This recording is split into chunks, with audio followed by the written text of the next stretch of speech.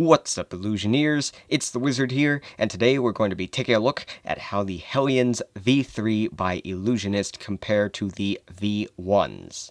Now let's start by taking a look at the tuck cases. Now on the V1 and the V3, the tuck cases are very, very similar, as you can see on the front.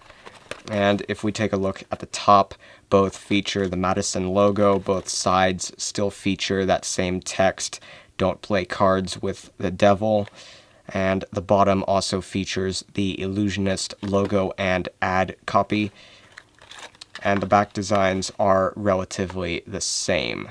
However, the huge difference between the V1 and the V3 is that as soon as you open up the tucks, you'll notice that even though the interior tuck flaps are actually identical from this point of view, the V1 actually features a Madison logo, whereas the V3 doesn't.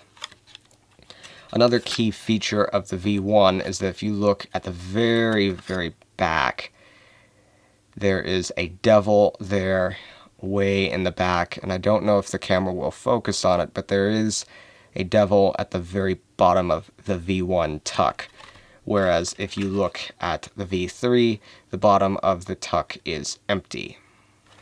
Now that being set aside, let's look at the cards that you get with these decks.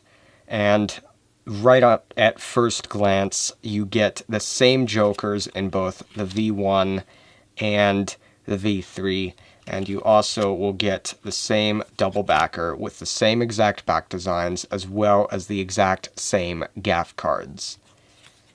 And as I said before, the back designs are still the same, and the face designs on the V1, as you can see, look like this. They're basically bicycle standard in inspiration, where the Ace of Diamonds features the customizations, and everything else more or less has bicycle standard roots.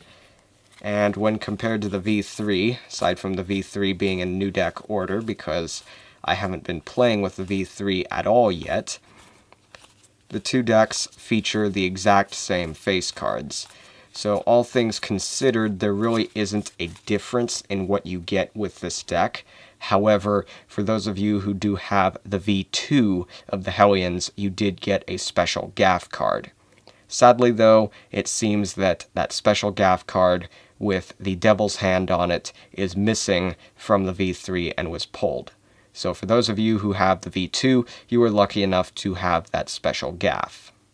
Now taking a look at how the Hellions V1 handles by comparison to the Hellions V3, they were both printed on stocks that feel to be exactly the same, as they are both a bit thinner than that of a bicycle standard, but much more flexible.